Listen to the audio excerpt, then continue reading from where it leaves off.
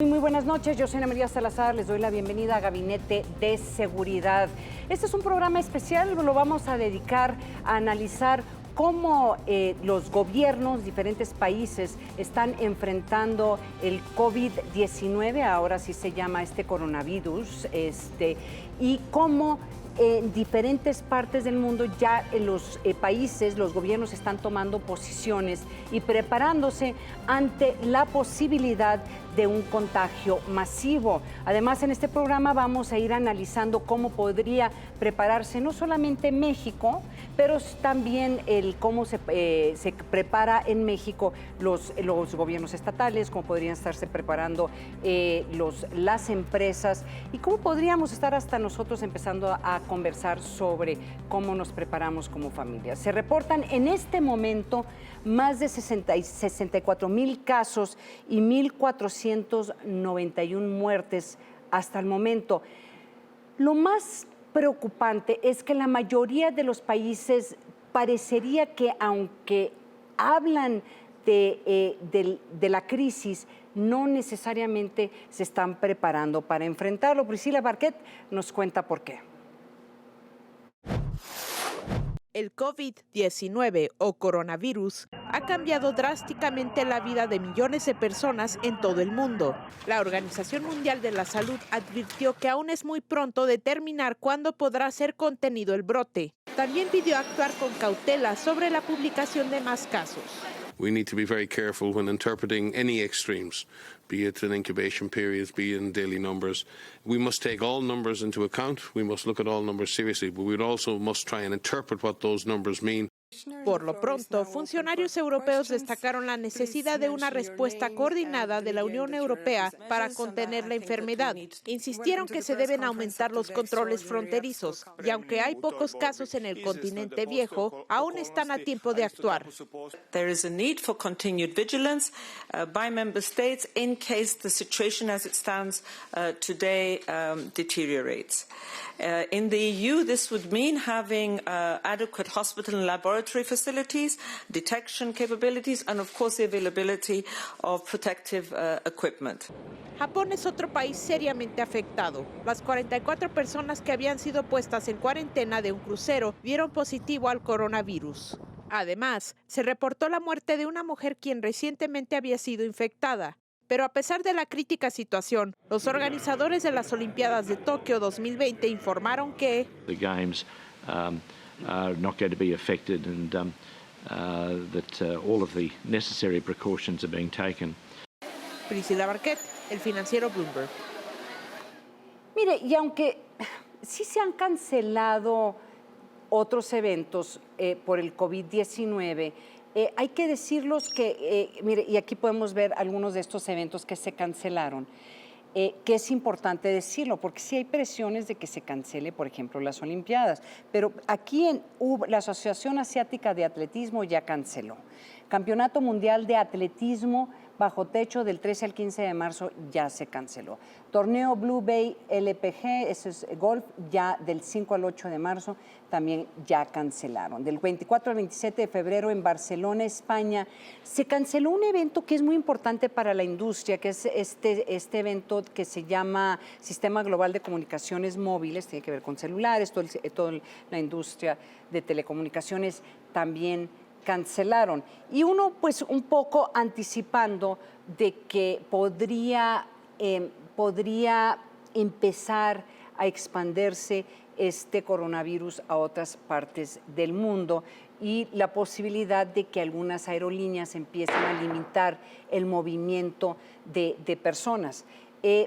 Aquí el tema es qué va a pasar con los eventos que tienen que ver, por ejemplo, en este verano, más allá de los eventos deportivos, sino reuniones multilaterales. Entonces, aquí para los gobiernos ha sido muy complicado, uno, cancelar estos eventos, pero dos, empezar a considerar que van a tener que cancelar eventos hacia ese verano, porque eso en sí ya manda un mensaje de la preocupación que podrían tener ante el contagio de este coronavirus. Recordemos que en China en las últimas 48 horas hubo un repunte muy importante e inesperado en el número de casos de COVID-19.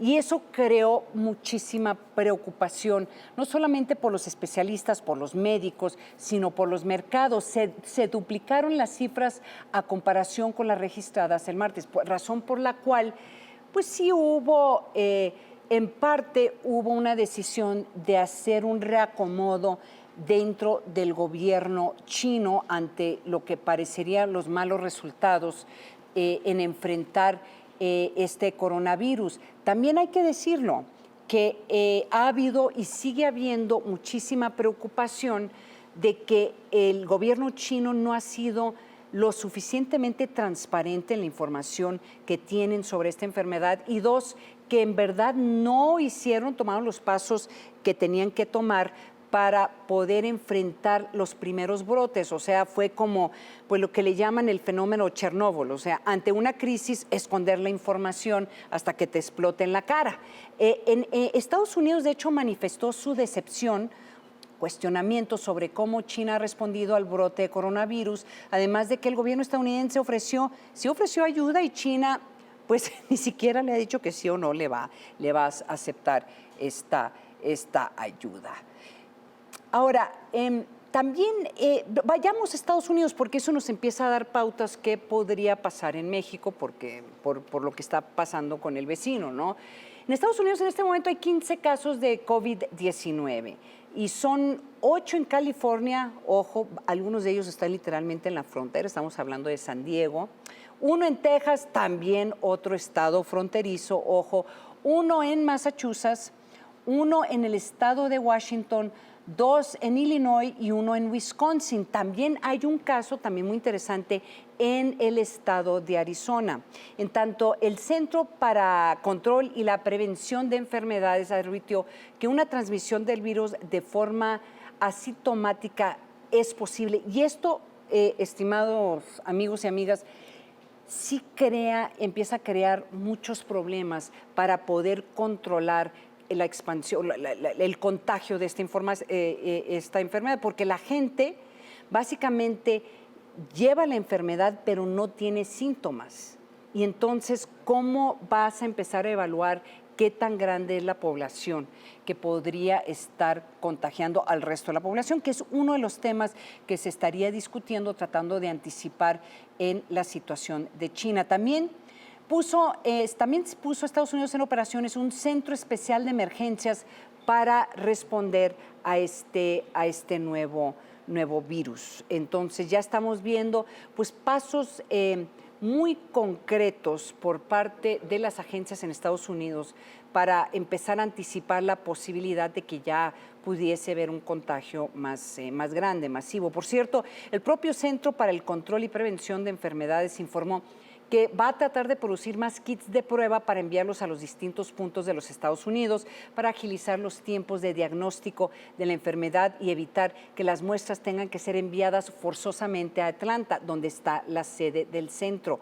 Ha habido cuestionamientos y ya hubo varios reportes de que los kits que se están usando en China venían defectuosos o tienen algún defecto y que no están pudiendo identificar claramente de si una persona trae el coronavirus o no. Y eso también pues, crea mucha dificultad, no solamente para el gobierno chino, sino para los países en general, tratar de definir cómo van a enmarcar una estrategia para controlar a la población, si ese fuera el caso, y no pues exagerar o no abusar en el sentido de que a lo mejor no es tan grande la población que tiene la enfermedad. Académicos de la Facultad de Medicina de la UNAM afirmaron esta semana que México tiene una capacidad limitada en el sector salud para hacer frente a posibles casos de coronavirus, por lo que llamaron a la sociedad en general a mantenerse en alerta. Dicen, no hay que caer en pánico, pero lo que me parece interesante es que por lo menos desde la óptica de los expertos de la UNAM nos están diciendo aguas. Hay que no solamente ponerle atención a esto, sino hay que estar preparados. Esto fue lo que dijeron. La capacidad instalada del sector salud lo conocemos desde hace mucho tiempo, es una capacidad que está limitada y que actualmente se encuentra realmente en su, diríamos, máximo nivel de capacidad de atención. Por eso es fundamental que las medidas de prevención que se están planteando ya en relación a la higiene, en relación a la etiqueta respiratoria, en relación a la vigilancia de casos sospechosos, para poder establecer actividades de contención. Ya hablaremos, la definición es muy clara del caso sospechoso, no caer en pánico porque eso no ayuda y seguir las recomendaciones para evitar una pandemia. Y qué difícil el papel de esos analistas, porque por una parte están diciendo hay que poner atención y hay que empezar a anticipar y prepararnos, no solamente como gobierno, pero preparar a la sociedad. Pero al mismo tiempo lo están tratando de decir de una forma para que no se asuste la población. Y es difícil que no se asuste la población cuando pues parecería que la información que se está proporcionando sobre este coronavirus está en cierta forma limitada. Entonces, y por eso le agradezco al primer invitado de este programa para que nos ayude a entender qué es lo que sabemos de COVID-19. Saludo al doctor Alejandro Macías, médico internista, infectólogo y excomisionado de influenza de México. Bienvenido, muy buenas noches. Hola Ana María, buenas noches, ¿cómo está? ¿Qué tal? Te agradezco que nos acompañes porque en cierta forma se ha tratado de comparar este coronavirus como lo que podría ser el impacto de una influenza que significaría, por lo menos en el diálogo que está teniendo el gobierno con la población, de que pues es una influenza, tenemos influenza cada año, entonces va a ser pues el mismo impacto y relativamente fácil de controlar. Pero la información que estamos recibiendo en China contradice ese discurso, ¿verdad? Sí, no, sin duda. Aquí la diferencia es que con influenza ya saben pasar.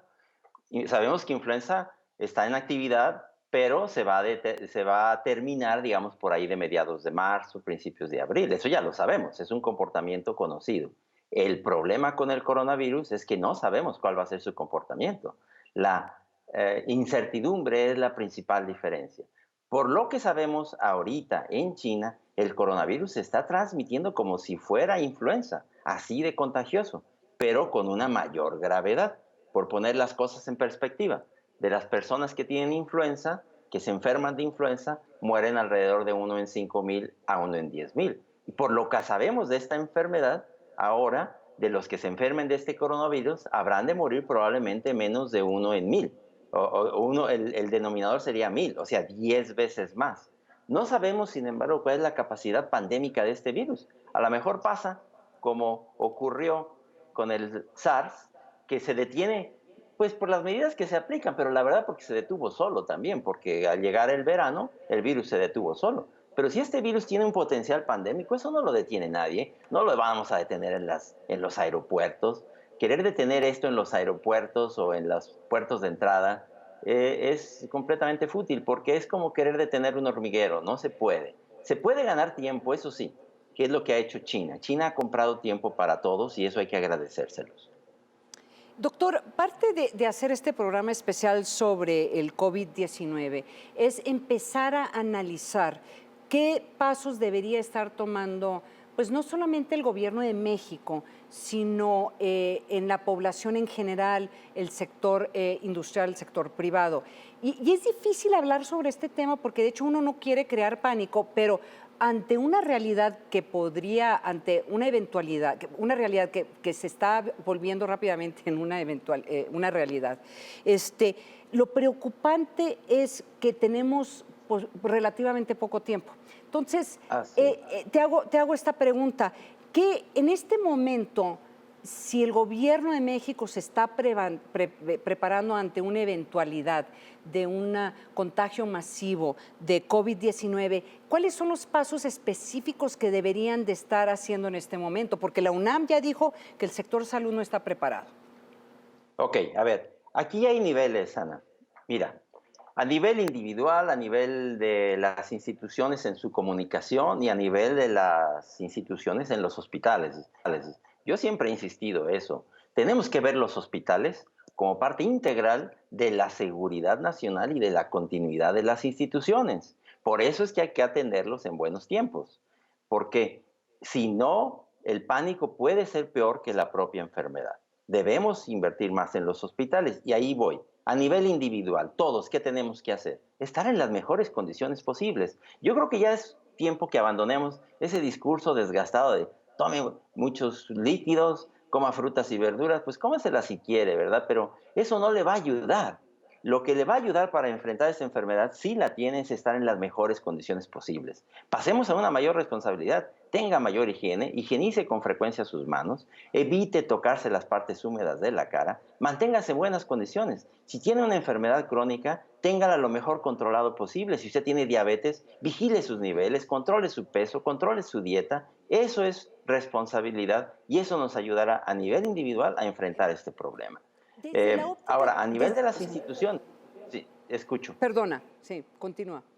Sí, a nivel de las instituciones, pues hay un plan de comunicación y de preparación y me consta que se está haciendo. Lo que pasa es que hay un límite también. La comunicación social como se está manejando a mí me parece correcta. Los manuales de preparación que se tenían y que se están actualizando se está haciendo muy bien. Pero bien dijo ahorita el doctor Ponce de León que tenemos un límite. Ese límite ya se vio en China, Ana. Si esta epidemia tiene una gran intensidad, como la que se está viendo en China, no nos van a ajustar los hospitales, las camas de hospital. Porque mire, aquí el problema es el que enferma, que tiene una especie de gripa, eso se le va a curar solito, no se necesita hacer nada. Pero el que tiene el cuadro ya más intenso, más grave, tiene que ir a un hospital porque le falta el aire para respirar. Y necesita lo que se llama terapia respiratoria, y ese puede ser de dos. O que necesite nada más una mascarilla, unos puntitos de oxígeno y como quiera la hacemos. Pero resulta que una buena proporción de esos pacientes van a necesitar una máquina para ventilar. Una máquina, un ventilador mecánico, que es una técnica muy compleja y necesita una cama de terapia intensiva. En China ahorita las camas de terapia intensiva simple y sencillamente no ajustan. Se necesitan varios miles. Y en la región afectada ahorita, por ejemplo, no tienen más de 1000. Sabemos por las cifras que se han publicado de China, que existen por lo menos ahorita 10,000 personas en condiciones de gravedad, de los cuales yo puedo estimar muy conservadoramente que necesitan al menos 3,000 máquinas para respirar. No les ajustan. México, en todo México, difícilmente tenemos 5,000 máquinas para respirar en todo México y además ya están ocupadas. Entonces, si esto lo vamos a detener, tenemos que estarnos ya preparando en los hospitales sin ninguna duda. No hay que causar pánico, desde luego, la propia Organización Mundial de la Salud nos ha pedido eso, pero hay que ver las cosas como son. No tenemos, en efecto, en el sector público la cantidad de camas que se requieren, sobre todo en terapia intensiva, si esto adquiere una gran intensidad. Una última pregunta, doctor, y de verdad le agradezco muchísimo que nos acompañe esta noche. ¿En qué momento o qué, no sé si has tenido la oportunidad de analizar, cuándo se vuelve este COVID-19 una crisis para México? O sea, ¿qué número de enfermos o infectados en México ya se convierte en una crisis? Tenemos creo que 15 en Estados Unidos, no es una crisis. Obviamente, además de que tienen muchas más capacidades que aquí en México. Pero ¿en qué momento? O sea, ¿cuál es el número clave en donde ya empieza el gobierno federal a decir, ah, caray, sí tenemos una pandemia, tenemos una crisis de seguridad nacional? ¿Cuál es aproximadamente qué números estamos pensando? Sí, es que no hay un número y estamos poniendo el énfasis en el lugar equivocado, Ana. Mira, a ver. Esto depende no de los casos que lleguen a México, sino cuando nos digan, ¿saben que este virus ya se está propagando eficientemente en Japón y en Alemania y en Francia? Y es un virus que tiene esa capacidad pandémica porque evidentemente ya salió de China y no solamente se está presentando con casos importados, sino que ya se está propagando en distintos países. En ese caso ya no hay salida. En ese caso esto va a ser una pandemia, le hagamos como le hagamos. Y si entró un paciente o dos, eso tiene la menor importancia. Ahorita estamos contando si en México ya llegó algún paciente. Yo te podría jurar que en México ya han llegado pacientes. A México llegan miles de personas de China todos los meses y más de uno debe haber entrado. Que no lo hayamos detectado, eso es otra cosa. Aquí el problema es cuando esto se empiece a propagar. Entonces, no nos estemos contando. Vamos a mejor a estarnos informando. Y cuando nos digan, la Organización Mundial de la Salud o quien sea, miren, esto ya se está propagando eficientemente en otros países, además de China, allí viene y eso no hay nadie que lo pare. Bueno, con eso, de veras te agradezco muchísimo, doctor, que nos hayas acompañado esta noche y ojalá que regreses, porque de hecho es difícil, o sea, pedirle a un gobierno que empiece a manejar esto como un tema, una crisis de seguridad nacional, pues también requiere muchos recursos y mucha preparación y es muy interesante la forma en que lo explicas. Básicamente, creo que nos estás diciendo, ya viene, el tema viene, lo vamos a tener aquí, entonces aquí la pregunta es si tenemos la capacidad de por lo menos mitigar el impacto al principio de la enfermedad, ¿verdad? Sí, en pandemia de influenza lo hicimos bastante bien, pero era más leve que esto. Esto viene o no viene, ya casi depende de la suerte. Si este coronavirus se va a detener como se detuvo el SARS, que detuvimos. Pero si no, yo creo que no vamos a tener suficientes camas de terapia intensiva. Ojalá que tengamos la suerte que tuvimos como con el SARS en 2002-2003, Ana. Ay, muchísimas gracias, doctor Alejandro Macías. Muchísimas gracias por acompañarnos esta noche. Hola, Ana, que te vaya muy bien a ti y a tu auditorio. Muchas gracias. Muchas gracias. Y con esto nos vamos a una pausa y continuamos con este análisis de cuál podría ser el impacto del COVID-19, pero ahora desde la óptica económica. Así que no se vaya.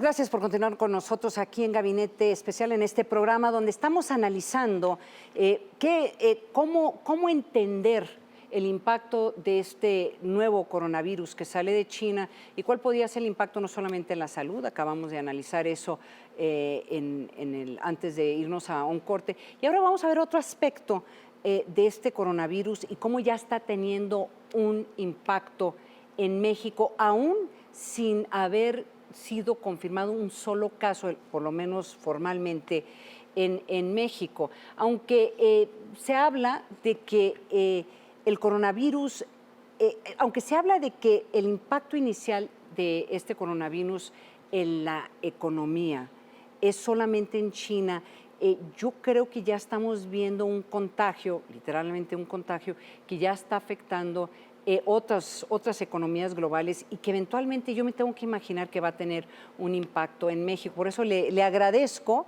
al invitado de hoy, Víctor Piz, compañero, editor del periódico El Financiero. A ver, Víctor, estamos viendo notas muy preocupantes desde la parte económica, ¿sí? Sí, claro. A pesar de que ya esta crisis lleva varias semanas. Yo creo que esta última nota en donde en menos de 48 horas se subió en una forma importante el número de personas contagiadas tuvo un impacto bastante fuerte en los mercados mundiales. Entonces ahí ya se siente, a ver, ¿qué es lo que estás viendo tú desde la óptica económica? Sí, es preocupante lo que tú dices, Ana María, buenas tardes antes, porque en un día se disparó el número de casos confirmados en 15,000. Estoy bajando de la redacción con el dato de 65,000 casos en el mundo, casi 1,500 decesos ya confirmados. Y bueno, esto responde a que se revisó la forma en que se estaban contando. Entonces eso provocó este disparo en la estadística de un día a otro. Bueno, ¿qué es lo que está pasando? Tú lo decías bien. El tema está centrado, el efecto económico, sin duda, en la economía de China. La economía de China es una economía que crece a tasas del orden de 6% anual y hay algunos escenarios pesimistas. Si recuerdas, la portada de la revista The Economist le dedicó el tema a este fenómeno, a este problema. Y uno de los escenarios que se manejan ahí es que en el primer trimestre del año la economía de China podría crecer en el orden del 2%. Imagínate, pasar del 6 al 2%. Hay otros escenarios, nosotros publicamos aquí en El Financiero el de Capital Economics, que es un grupo de investigación económica británico, y este grupo está esperando que el efecto pueda ser en el orden de 2 puntos sobre la economía de China. Pero algo muy importante para responder a tu pregunta. Se espera que la economía mundial en este primer trimestre del año, a causa del coronavirus, no crezca, o sea, que no tenga crecimiento. Sí, que sería la primera vez, fíjate, que la economía global no tuviera crecimiento desde 2009. Nos remonta a la última crisis y recesión global. como consecuencia de esta epidemia. Entonces, es muy grave porque ya se empiezan a ver los efectos sobre las cadenas de valor, sobre todo en el sector manufacturero. Sí. Ese es un punto muy importante. ¿Por qué? Porque China es el gran proveedor de materias primas, de autopartes, por ejemplo, en la industria automotriz. Sí. Ese es un punto. Es el principal importador de petróleo. Entonces, no está comprando, no está consumiendo el petróleo que normalmente requiere. Exactamente. Sí. Y el otro es un gran exportador de turistas al resto del mundo. Sí. Por ejemplo, le va a afectar mucho a la economía de Australia, porque miles y miles de chinos visitan todas las semanas Australia. Y ya se está calculando que Australia tendría una contracción de su economía en este primer trimestre del año. Entonces, como ves, las ramificaciones son amplias y extensas y están ya llegando a distintas economías. Oye, la FED, el presidente de la FED dio unas declaraciones en el Senado de Estados Unidos, en el Congreso, donde le preguntan específicamente sobre esto y él empieza a hablar, que está muy preocupado. A ver, platícanos qué fue lo que dijo. Sí, él como parte de un testimonio semestral que rinde en la Cámara de Representantes y en el Senado, acude a comparecer y le preguntan sobre este tema y él dice, la Reserva Federal está en alerta. ¿Por qué? Sí, por el efecto que puede tener en la economía de Estados Unidos. Y no solamente lo dice, sino también presidentes de bancos de la Reserva Federal regionales se han pronunciado en el mismo sentido sobre el efecto que puede tener en la economía de Estados Unidos. Estamos hablando de las dos economías más grandes del mundo. Estados Unidos, 1, China, la número 2. Y fíjate, qué coincidencia que el coronavirus se presenta cuando justo China y Estados Unidos logran un acuerdo de distensión comercial y acuerdan reducir los aranceles, que si no se hubiera dado ese acuerdo, yo no sé qué pasaría. La situación económica sería mucho más grave en estas dos economías. Ahora, ¿qué significa entonces? Porque después vamos a hablar cómo se prepara México para esta eventualidad, porque hay que recordarle al auditorio, hay mecanismos, hay una estrategia anticíclica que todavía no sé cuál sería, pero lo hubo en el 2009 cuando hubo la pandemia de H1N1. Entonces, ¿qué significa que entonces la FED básicamente salga a decir eso? Que eventualmente están viendo la posibilidad de tener que subir la tasa de intereses. ¿Qué es lo que pasa aquí? El mensaje de estos últimos días en que hubo estas comparecencias del presidente de la FED es que el espacio, no para subir, sino para recortar la tasa, es muy limitado ya. Mira. Y lo que podría hacer el Banco Central en Estados Unidos es inyectar liquidez a la economía. Ya lo ha hecho antes en operaciones de compra de bonos, retira bonos del mercado e inyecta dólares a la economía. Esa sería como la opción más viable para pues mantener una economía en crecimiento, que además, como sabes tú, pues en medio de un proceso electoral y donde la economía juega un papel crucial, ¿no? Para que Donald Trump pueda ser reelecto, la economía no puede caer. Y entonces van a tener que hacer un esfuerzo muy interesante. Que está en buena condición. La economía de Estados Unidos se está desacelerando, pero es una economía que prácticamente está en condición de pleno empleo. Que eso es muy importante. Eso, imagínate... porque siempre se habló, ¿te acuerdas que participamos unas meses hace un año que se hablaba de que a estas alturas se esperaba de que podría desacelerarse la economía de Estados Unidos? No ha sucedido. Entonces, ¿qué pasa con México? Porque México en este momento claramente no está enganchado con la economía de Estados Unidos en términos de crecimiento. Entonces están en nos puedes dar datos, pero toda esta situación, ¿cómo afecta a México? ¿Y cuál debería ser la estrategia anticíclica del gobierno? Lo podemos ver en dos escenarios. El escenario de corto plazo es que estamos sujetos a la volatilidad que se genera en los mercados financieros por este tema. Y podemos ver... por momentos el tipo de cambio presionado, lo podemos ver también un poco relajado como está ahora. En el corto plazo estamos sujetos a la volatilidad financiera internacional. Y yo te diría que a mediano y largo plazo esto abre una ventana de oportunidad muy grande para México. ¿En qué sentido?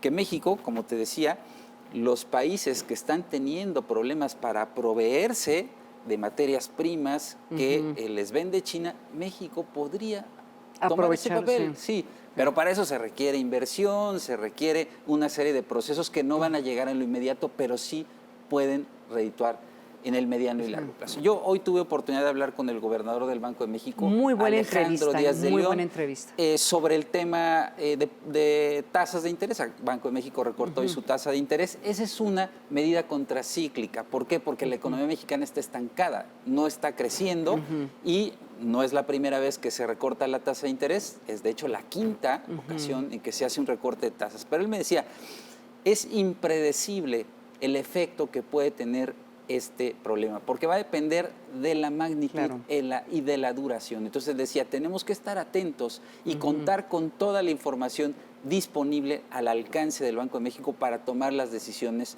oportunas. Entonces, en este caso, una medida contracíclica es efectivamente recortar la tasa de interés. La otra dependerá del gobierno con la política fiscal. Gasto. El gasto es muy importante, que ya aprobado el presupuesto, que ya no gasten. nos pase lo de 2019, primer año de gobierno en que hubo un retraso en el ejercicio del gasto, subejercicios. Ahora el gasto tiene que fluir con mayor rapidez para que la economía se dinamice y efectivamente pueda responder ante el riesgo que representa y eso podría tener un impacto casi inmediato, una vez que se perciba que hay más efectivo. Sí, siempre el arranque de año es lento, pon tú que no veamos esa fluidez en el gasto en el primer trimestre del año, pero sí debe verse ya con evidencia en el segundo trimestre del año. Víctor Piz, entonces a la espera de ver cómo afecta esto a la economía global, o sea, de veras. Sí, estamos digamos, empezando a tener una idea de la magnitud. Exactamente. Sí. Oye, Víctor, muchísimas gracias. Gracias a ti, Ana Gracias. María. Y con esto nos vamos a otra pausa, pero regresando. Mire, cuando uno tiene este tipo de crisis, los gobiernos tratan de implementar estrategias, pero tiene que ser dentro del Estado de Derecho, o sea, tienen que ser legales. Entonces, vamos a hablar con un exfuncionario del gobierno que tuvo que hacer decisiones importantes y hacerles recomendaciones hasta el mismo presidente de cómo enfrentar una pandemia. Así que no se vayan.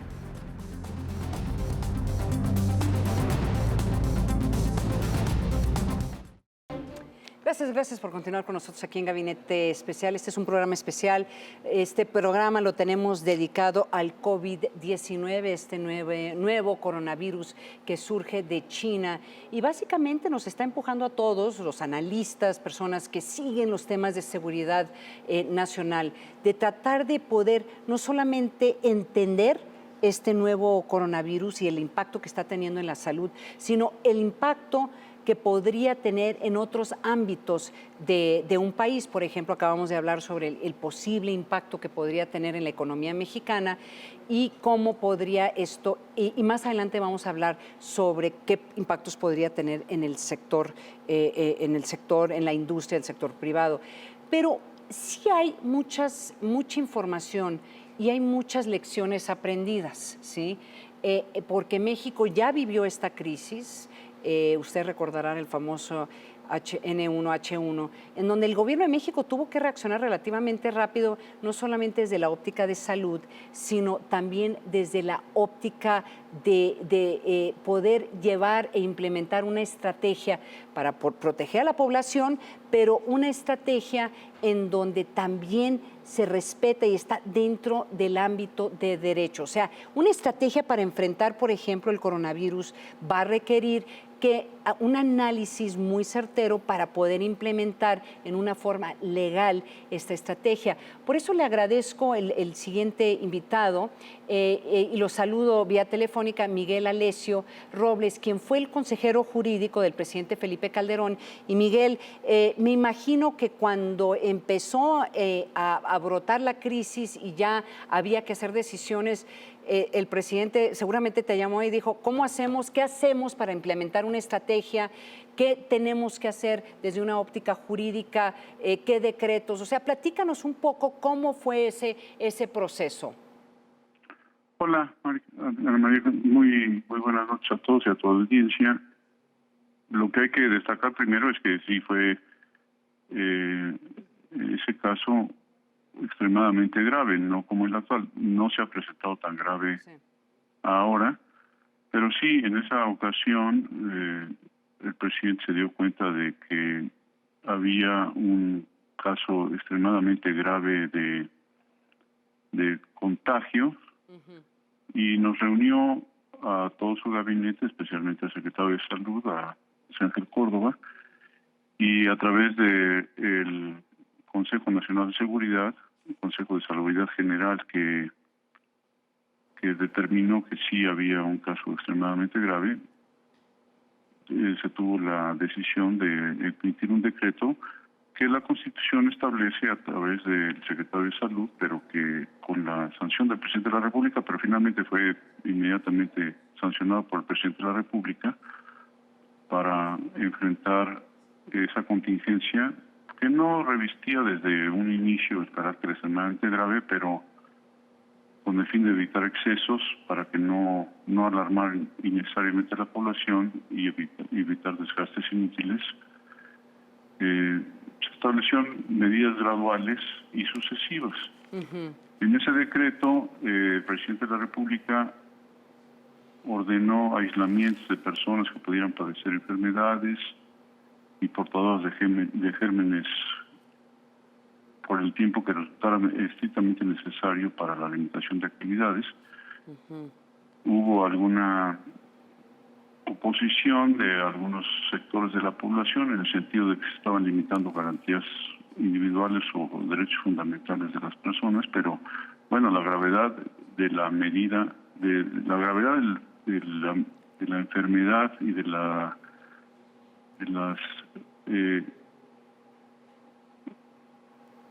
¿no? ¿Me oye? Sí, te escucho, Miguel. La gravedad de la contingencia pues, se ameritaba las medidas que tomaron en el decreto. El presidente emitió inmediatamente un decreto y después lo que tuvimos que hacer fue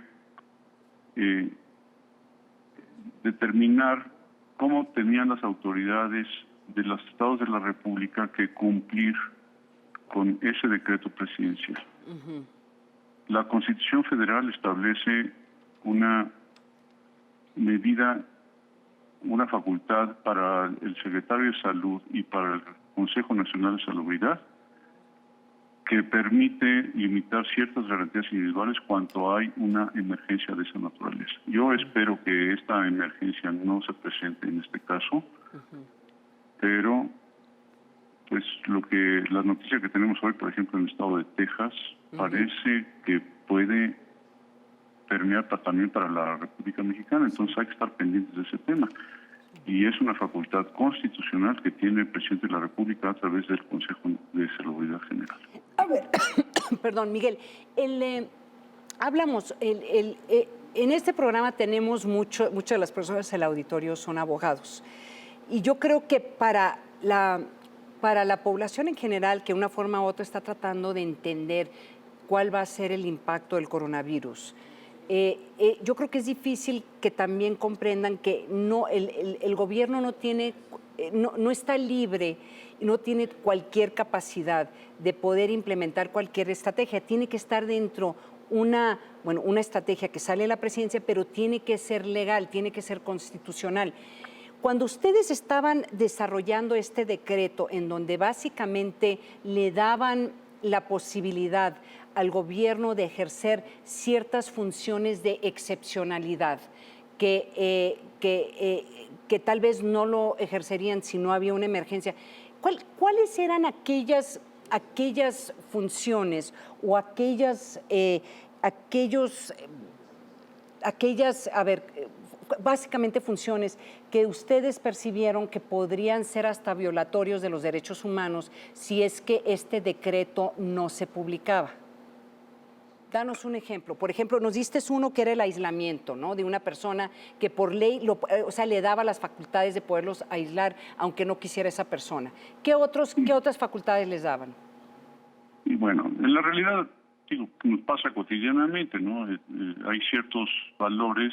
En un juicio arqueológico, pues llegas al aeropuerto y te tienes que quitar la ropa o cierta parte de tu ropa y pasar por ciertos filtros por razones de seguridad y son eventualmente violatorios de ciertos derechos fundamentales, pero que humanamente y socialmente los entendemos por razones de seguridad.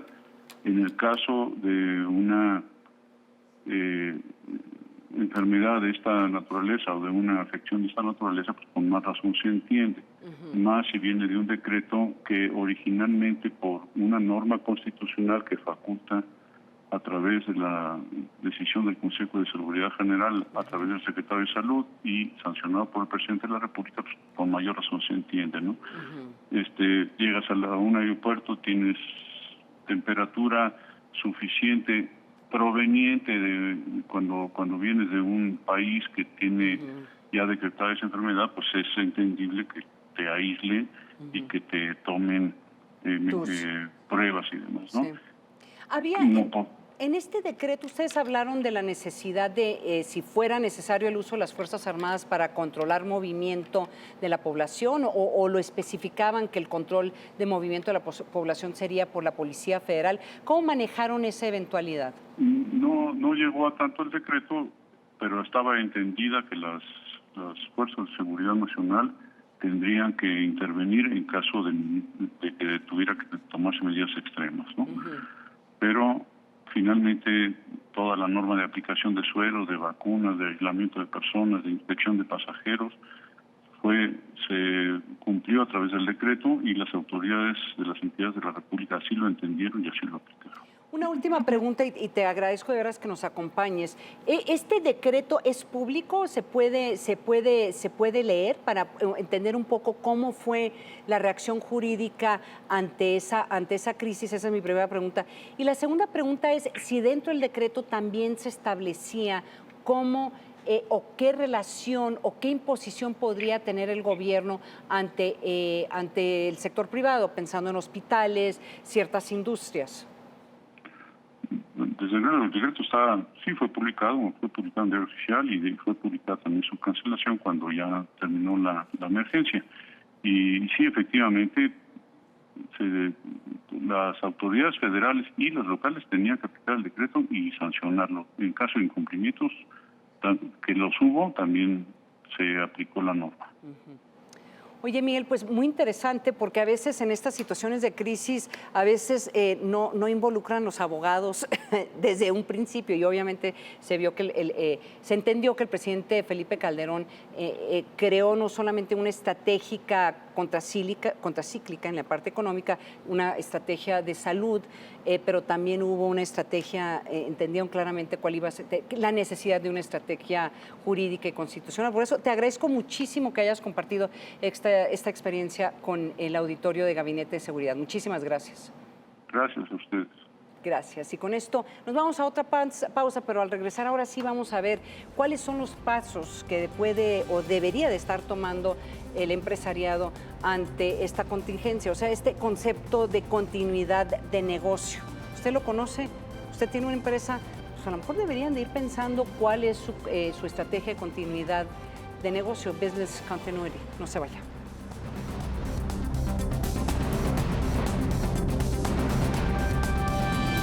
Esto es Gabinete de Seguridad, es un programa especial en donde estamos tratando de analizar no solamente cuál es la situación del coronavirus, este nuevo coronavirus, y cómo podría potencialmente afectar la salud en México, alrededor del mundo, pero también hemos discutido el posible impacto económico y en este momento queremos hablar sobre cómo se preparan las empresas para poder enfrentar una crisis. En este caso podría ser enfrentar una enfermedad altamente contagiosa, podría también ser un temblor, o sea, estas diferentes contingencias en donde podría haber una interrupción del negocio. El concepto es continuidad de negocio, es una práctica que pues, después de los atentados terroristas del 11 de septiembre se volvió un concepto como mucho más marcado en la psiqui de las empresas al ver cómo caían esas torres, las Torres Gemelas,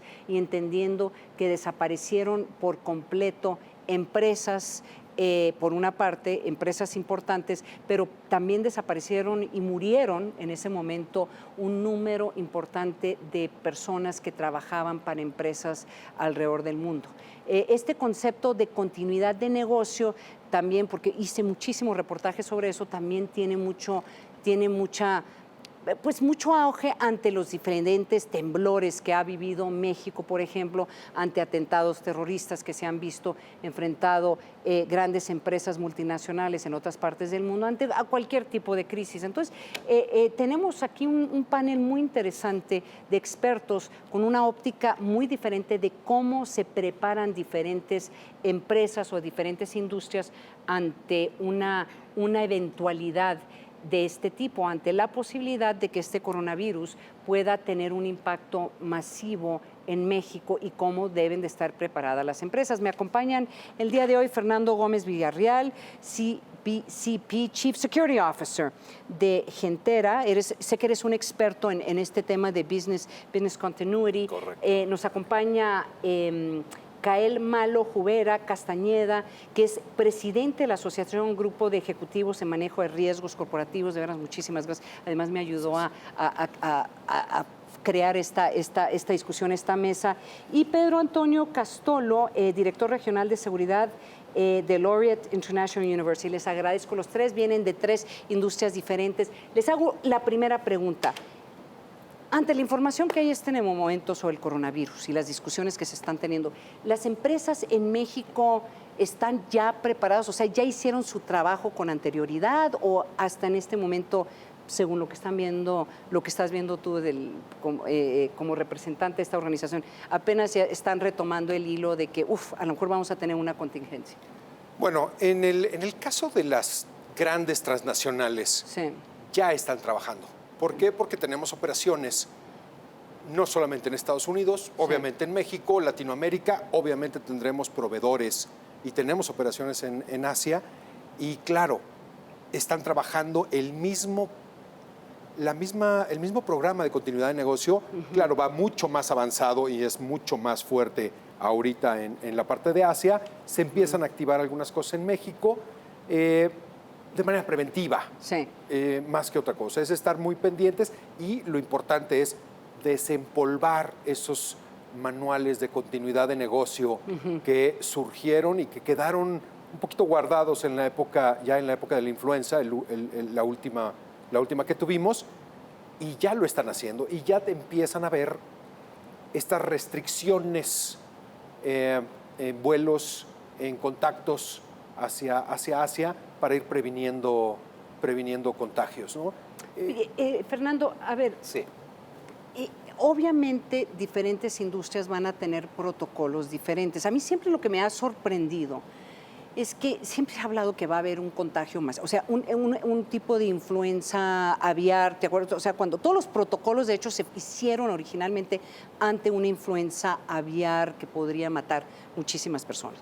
A mí lo que me sorprende es que todavía siento que las empresas, el mismo gobierno de Estados Unidos está diciendo no tenemos máscaras suficientes. O sea, tuvieron años para prepararse para eso, para tener gel y parecería que hasta el mismo gobierno de Estados Unidos como que está teniendo problemas para poder anticipar lo que podría representar este coronavirus. Entonces, en términos de cómo las diferentes industrias se preparan, ¿cuántas crees o cómo está el empresariado mexicano? ¿Literalmente están empezando de cero?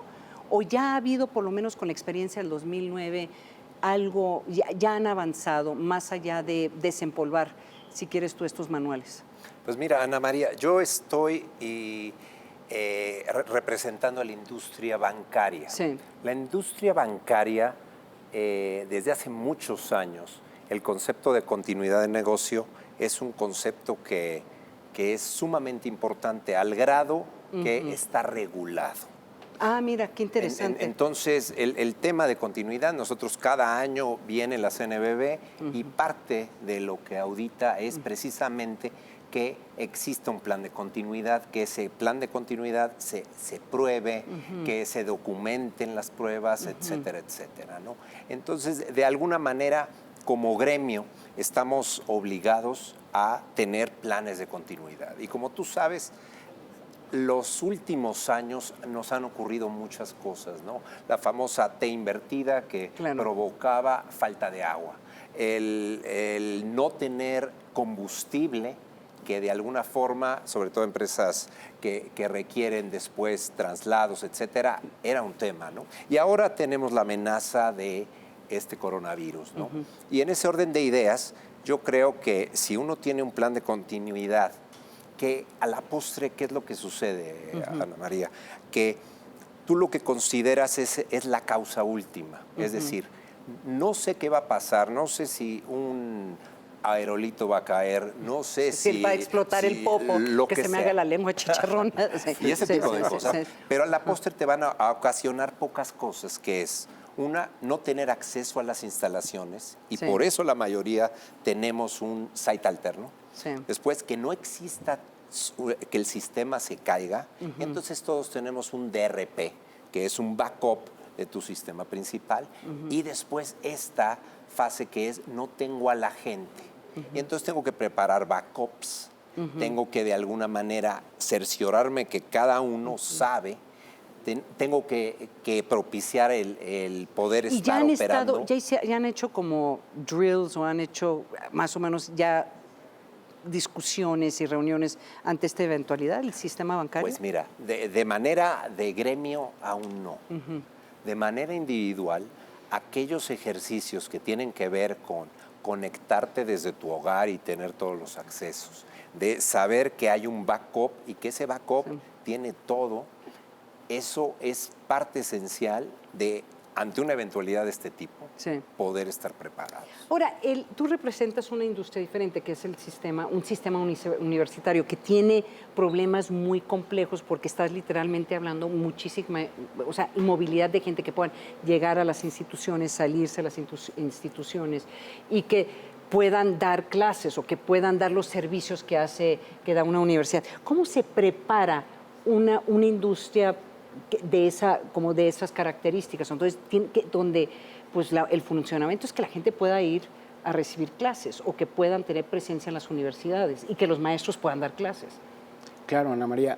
En este caso, las universidades siempre consideramos el estudiante como nuestra materia prima y como el principal punto de atención de todas nuestras acciones y de todas nuestras actividades. Por lo tanto, las labores que se hacen en pos de generar áreas y espacios educativos seguros y en este caso saludables, siempre son de carácter preventivo. Como lo comentaban tus invitados anteriores, hay muchas cuestiones que se pueden hacer en la prevención que nos van a ayudar a reducir el impacto de cuando la situación, en este caso que estamos experimentando de coronavirus, se reduzca ya a un impacto que sea más manejable. Sí, porque yo digo, estoy viendo el tema que tiene que ver con escuelas, por ejemplo, que ya hay escuelas que están tomando la temperatura antes de que entren los niños y que están poniéndoles gel. Nos queda un minutito rápidamente.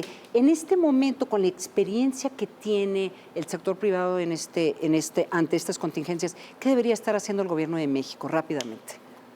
Ana María, yo creo que está en la expectativa, debería de estar pensando ya en una contingencia mayor y perfectamente organizado. La parte de la comunicación siempre es importante. Sí, es importante. Puedes tener un gran programa, muy fuerte, pero si no lo comunicas de la manera correcta, comunicación, no sirve. Una estrategia de comunicación. Fernando, ¿qué debería estar haciendo el gobierno de México? Yo creo que lo que representa la parte del gobierno que tiene infraestructura estratégica debería de tener ya un plan de contingencia para una serie de amenazas y entre otras una pandemia. Y en ese orden de ideas, haber ya desde antes ensayado, ejercitado y poder saber al menos cuáles son el ABC de pasos que ante una situación como estas debiéramos hacer. Porque hay lecciones, o sea, tiene que haber lecciones aprendidas de lo que sucedió en el 2000. En el 2009, Pedro, último comentario, ¿qué debería de estar pensando el gobierno de México? Creo que es muy importante que el gobierno, como lo ha estado haciendo, se alinee a lo que marca la Organización Mundial de la Salud, a la parte preventiva, y muy importante creo que también es la parte de la información a la población, porque la información oportuna da lugar a que las acciones sean las correctas. Pues muchísimas gracias a los tres, Pedro, Fernando, Cael, les agradezco muchísimo y los vamos a volver a llamar, porque creo que este desafortunadamente va a ser un tema que vamos a continuar abordando aquí en Gabinete de Seguridad. Se los agradezco muchísimo y muy buenas noches a ustedes. Este es el fin de este programa donde pues, nos enfocamos en el coronavirus y el impacto que podría tener en México, en la economía, en la salud y ahora en el sector privado. Muy buenas noches, yo soy Ana María Salazar. Hasta pronto.